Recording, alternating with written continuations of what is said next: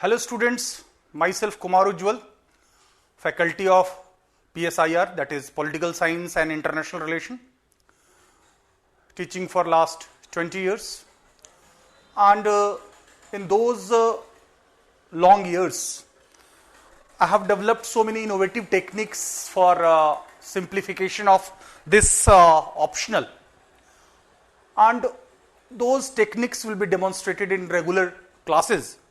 But this is a class for beginners who are in dilemma regarding choosing their optional, because there are so many popular optionals. Many times students takes into account various factors like their educational background, then their interest, then convergence of interest or convergence with general studies, and also availability of guidance materials and so on. So there are so many variables which will help in deciding your optional. So whether it's UPSC or State Public Service Commission, including UPPCS, BPSC, JPSC or other MPSC or so on, there are certain things which are fixed. Means in syllabus of pol science, you will get very less variation, including that in Jammu and Kashmir PSC, you will have some more thinkers. But at the same time, 80 to 90% syllabus is same. So often students ask why one should opt political science and international relation in central and state PSCs. So let me clarify that. First of all, political science is science of politics or science of state, or studies starts from a state and ends at the state. So it deals with the public issues, and there are both issues of conflict and cooperation. So whatever you study in this subject, you are seeing around. For example, in domestic politics, you will be finding political parties, civil society, the various tiers of the government, their interrelationships, rights, duties, power, authority, legitimacy, liberty, equality, justice. These things you are seeing around. You are seeing in international relation on a daily newspaper. Russia-Ukraine war, why there is a war, what are the consequences of the war, what is India's stand over the war, why India is going for dehyphenation. So this is not an abstract subject. Here you will be getting whatever you are studying, you are getting inputs from all sides, whether you are watching or seeing or hearing Prime Minister's speech, whether you are hearing Biden, whether you are hearing Xi Jinping, whether you are seeing political parties, whether you are seeing a role of caste, religion, region, identity politics, whether you are seeing constitution, whether you are seeing the different perspective of national movement. So, first reason why one should opt political science is that everything that you are studying is syncing with your surroundings. Study is not something which is out of context or not visible. It's not talking about God, whether there should be God or not God, or there is God or not God. It's not talking about hypothesis. It's not talking about speculations. With the terminology science is there, that does mean it has so many factual parts. This is the reason why it is very popular among science students. Engineers, doctors, chartered accountants, and others from other background, they also opt political science and they perform better. The reason is that they don't have academic approach in pol science. They developed administrative approach in this particular format of the exam. In BA, MA or PhD, you have to write thesis, which is not required here. Here, you have to write in 150 words, 200 words. Normally questions of comment on 200 words, discuss in 250 words, explain in 150 words, and so on. So many times, if you don't have background in pol science, that is blessing in disguise. You need not to erase the academic approach, because you are drenching in, or you are just opening your eyes in the sphere of political science through administrative approach. So, and study and surroundings are constantly linked. They are interlinked. They are not segregated. As I said, that whether you are studying NCERT, whether you are studying material, whether you are seeing news, whether you are reading a newspaper, whether even if you are discussing at Chai Pe Charcha, that Indian people, it is being said, that may not be very much literate or educated, but politically they are highly aware.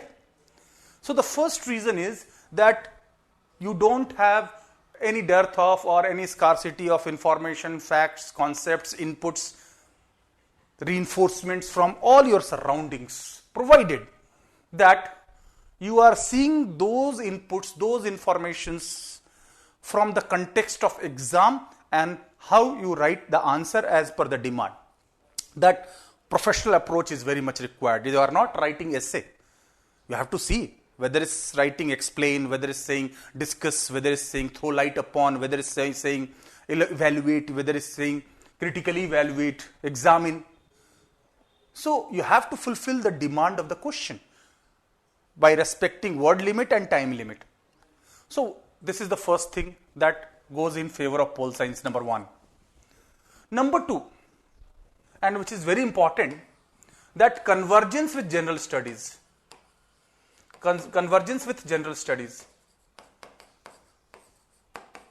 It will not be exaggeration that it is the single largest subject that converges with general studies.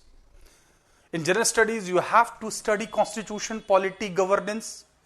In pol science, in IGP, Indian government and politics, you have to study. So you have not to go for an extra effort. Many students ask the question that what should be the difference in approach in writing a GS question and that of pol science question, because the same question may be asked in both cases. Indo-US relationship may be asked in GS, may be asked in pol science. Similarly, fundamental rights can be asked in both cases. Similarly, Indian national movement, which is directly there in Indian government and politics, and even ancient history is partly covered through pol science. I tell you, you have to study Dharma Shastra tradition, Manu Kautilya, Brahmanical tradition on one hand, you have to study Buddhist tradition, you have to study Purusharthas, you have to study the Arthashastra. So in that context, a larger part of history is also covered by pol science, not only constitution, polity and governance. And not only that, you will find international relations. At the core of international relation, it is international politics.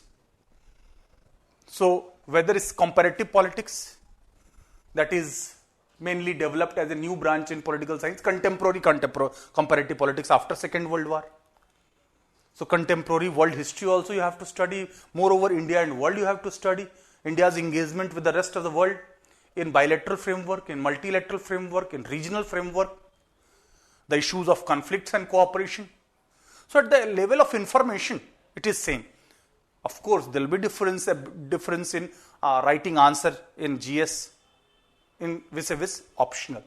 But at the information level, at the factual level, at even certain level of concept, it is same. So even if you are studying communalism, casteism, regionalism for pol science, these issues would be covered in GS also. Even if you are studying world history and IR, they are being covered in GS also. So in terms of convergence with general studies, it is huge. And not only that, the third reason why one should opt political science is that it is inherently interesting. I am not saying that other subjects are not interesting. But I repeat, inherently, when I say inherently, interesting, that means this, you will be finding that the common people also talk about politicians, talk about issues, talk about their issues of conflict and cooperation, talk about parliament, talk about laws, talk about constitution, talk about India's relation with the rest of the world. In TV debates also, you will be listening all those things, you will be learning from there. So it is inherently interesting, and it is not difficult to stimulate interest even among those who have negative feeling about politics. Initially, some students say that politicians are not good, politics is dirty. But when they start studying it, then they appreciate and they learn, they get enlightened, and they realize that it is highly interesting, it is inherently interesting. So that is a great source of strength. Fourthly, availability of NCERTs. NCERT books are basic books. It is the foundation book. It is not self-sufficient. One cannot fetch good marks only by reading NCERT. But one cannot fetch good marks without studying NCERT. So, only NCERT and without NCERT, these are not two same things. So 6 NCERTs are there. So even if you are beginner, even if you are a newcomer, even if you have no background or you don't have any knowledge about it, no worries, because NCERTs which are meant for kids, if kids can understand with less level of maturity, why can't you? For that, what background you need? So NCERTs availability is also great source of strength. Fifth, trends. If you see the trends in last couple of years, political science is having highest success ratio. This is beyond doubt. Beat state civil services, beat UPSC, highest success ratio. And one may say that trend is not a static thing. It is changing. Yes, true. Trend is not static. There were heydays of public administration as well. Now it's not the case. So trends are not static. But one thing is sure, that pol science is a subject which you have to actually apply by joining administration. For example, as a DM and SP, your first and foremost function is to uphold the rule of law, and supreme law is constitution. So without studying constitution, without having knowledge of constitution, without having knowledge of functioning of constitution or constitution at work, one should not and one cannot become DM and SP. Similarly, you go in foreign service. There, your knowledge of pol science is a strength. I'm not saying that engineering or other subjects or medical sciences, they have their function in society. Every subject is dignified, good, having applied part. But at the same time, if you see that this subject is directly applicable in day-to-day administration, in Indian Foreign Service, in IAS, in IPS, in all spheres. Ultimately, as an administrator, you have to deal with the public issues. You have to deal with political system. You have to work with political parties, leaders. So, trend. Sixthly, why one should opt political science, or why political science is so popular, or why political science should be preferred. The sixth reason why one should go for political science is that you will find that the syllabus is too short. Syllabus. One may say, no, in writing, I saw that literature is having shorter syllabus than pol science. I tell you that how syllabus is short. You have to study Gandhism in political ideology. You have to study Gandhi as a political thinker. Then you have to study Gandhian theory, political theory. Then you have to apply the same Gandhian principles in constitution. So, if you are studying Gandhism in one go, the things which are being repeated are being covered easily. Similarly, you study Karl Marx, then you study Marxism, then you study leftist movement, then you study socialist movement, then you study Marxian theory in international relation, then you study neo-Marxism, then you study Naxalism in India, Leninism in Soviet Union, Maoism in China. So they are merely extensions with certain modifications. You have to add certain things, you have to apply. But at the end of the day, the same thing is repeated. And this is not true in first paper. You will see in second paper, it is more.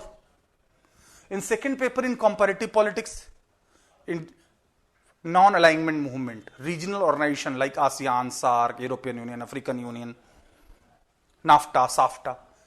And the same thing you have to study again in India and world. India's relation with ASEAN, India's relationship with African Union, India's relationship with the European Union, India's foreign policy of non-alignment movement and Panchsheel. So in comparative politics and India and world, the same things are getting repeated. You have not to study extra. You have to just add. You have to just add the context, Indian context.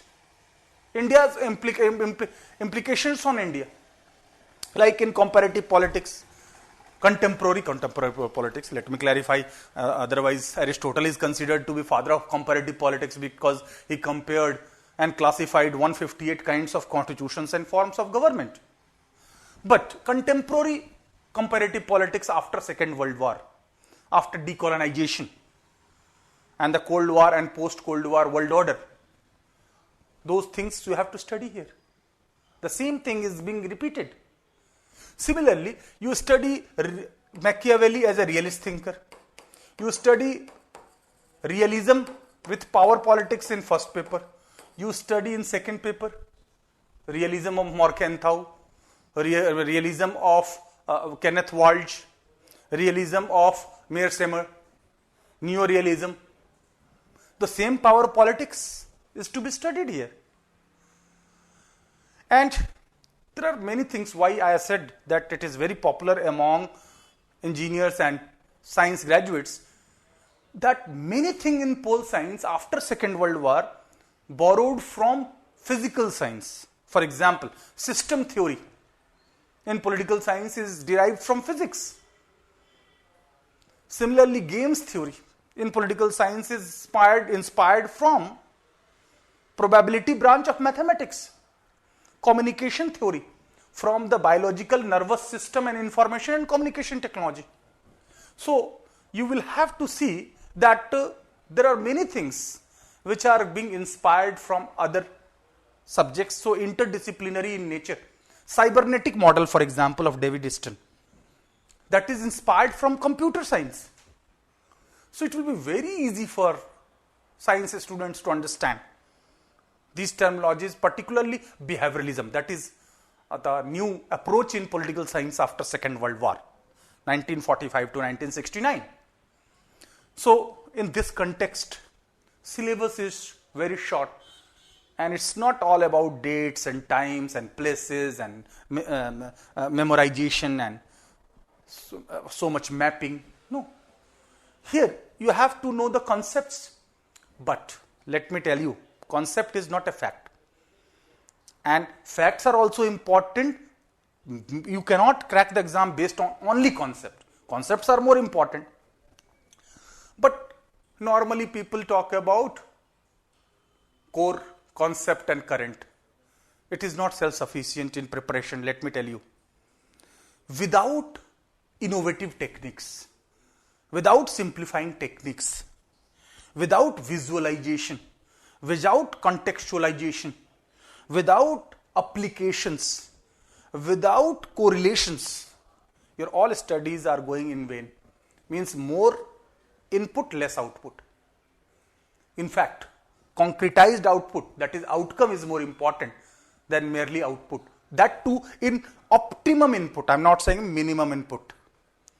So that is possible in this subject because your The moment you visualize your platform of knowledge will be helping you to reach out the new topics, will be helping you in correlating with the new topics, and it reinforces your other topics of general studies, not only polity, constitution, governance, IR, world history, and that of international relations, but even if you see political economy, IMF, World Bank, WTO, that you have to study in GS, fiscal policy, monetary policy, macroeconomics, that is also there in political economy, political sociology, elitist theory, pluralist theory, Marxist theory, or social movements, or role of non-state pressure groups, NGOs, non-state groups, that is studied in political sociology.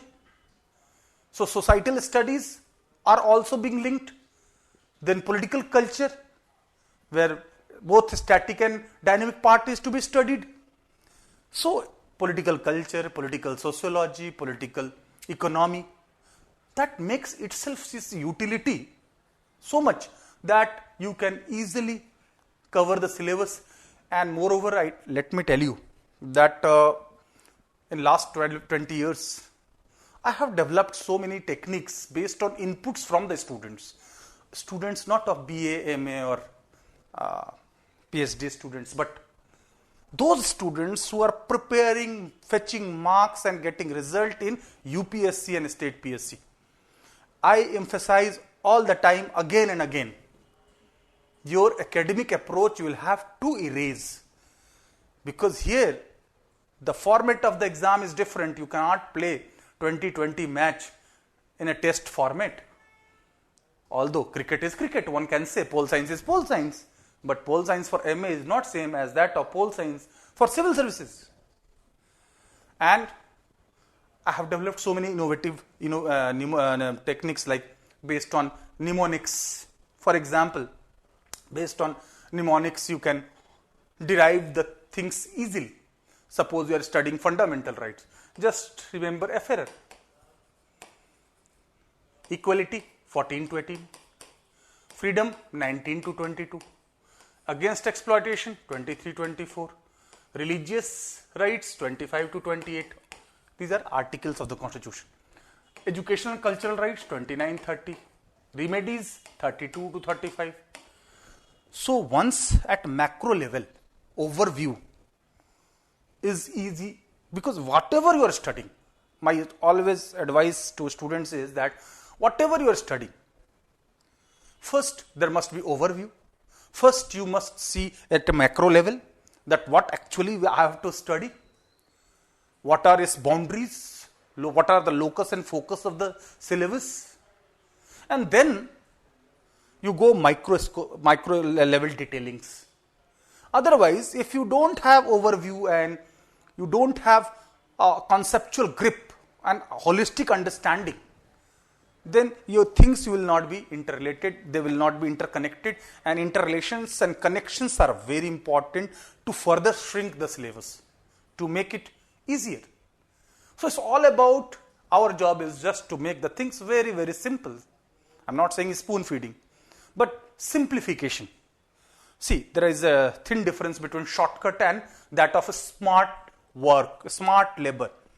Plain labor will not do. Smart labor will do. And smart labor will come through innovative techniques, through mnemonics, through frameworking, through classifications, through correlation. Many say classification is not a new method. In so many books we see classification, but let me tell you, here everything we will classify. In UPSC exam, Gandhi and M.N. Roy, Gandhi and Ambedkar, Gandhi and Marx has been asked.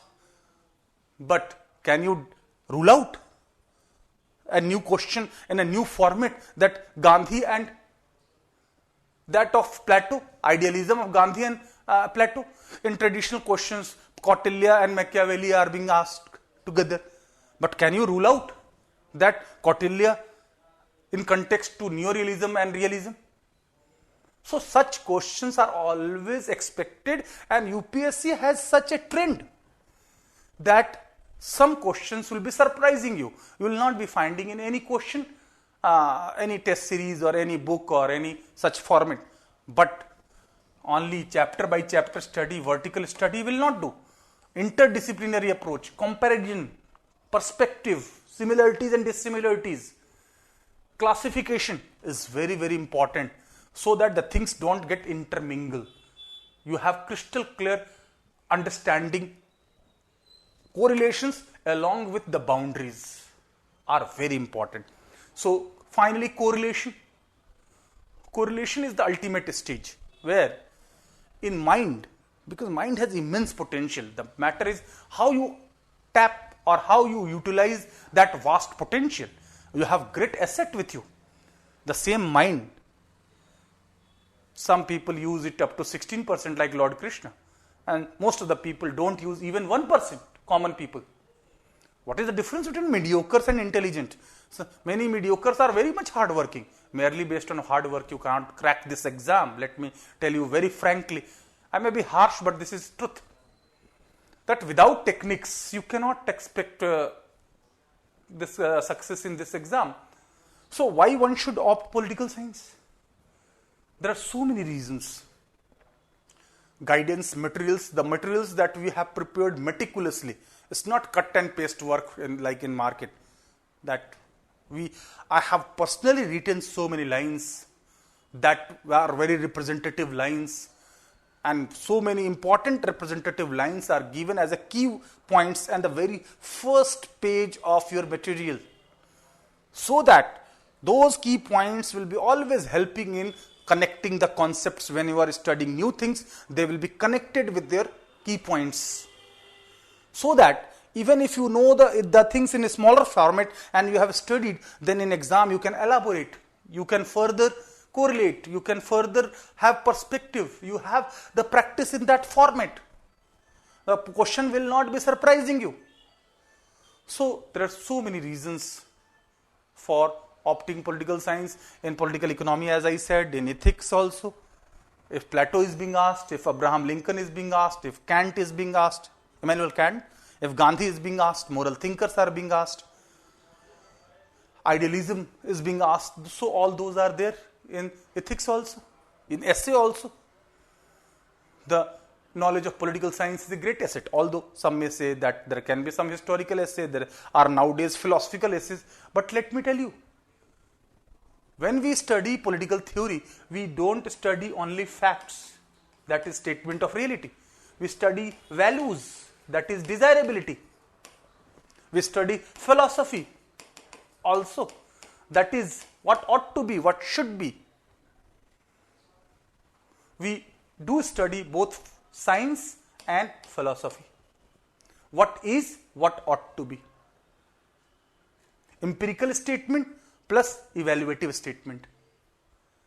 And both must be linked by logical statement.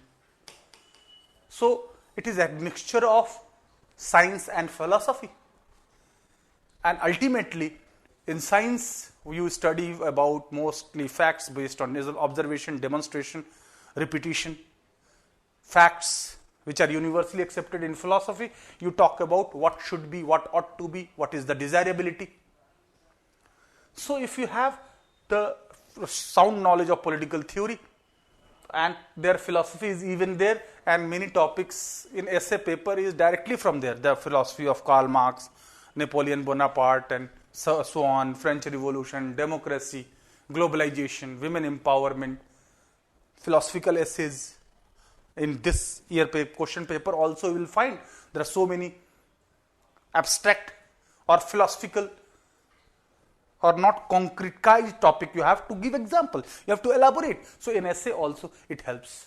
In interview also, the knowledge of political science, it will be great asset. The reason is that interviewers will be more inclined to test your personality rather than your knowledge. And your personality involves both verbal, non-verbal expressions. And mostly what has been seen that those students with political science, they have more confidence because they know about public policy, they know about constitution. Because in interview, ultimately, no one can have ideally perfect, 100% perfect interview. But whenever you are in catch-22 situation, whenever you face any dilemma, then 4 things you refer: Gandhism, democracy, constitution, and judgment of Supreme Court. And all these things are prominently there in pol science. So even interviewers cannot say it wrong.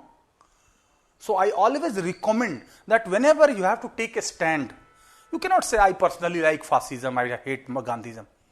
It's not about your personal opinion, it's about your candidature as UPSC candidate, your suitability for civil services. That is to be tested, and that too through merit. And your knowledge is tested in prelims and main. Your interview tests your personality, your expression, your balance of judgment, your value system, your principles, your values, your honesty. So that will be more compatible when you opt political science. I am not saying lastly that any subject is bad, every subject is very good. Sometimes it is a matter of suitability as well, compatibility as well, interest as well, availability of guidance, availability of materials, trends, convergence with general studies, simple to understand, availability of NCERTs. I talked about all those factors. And let me lastly say you that if one is opting political science, then you will have greater chances of success inherently because of these reasons. Otherwise, one can get success from any subject. But the chances increases because the same things are being repeated, the same things are being studied in essay and ethics and GS and interview. So naturally, I say it inherent advantage. So that's it for today, and thank you and all the best.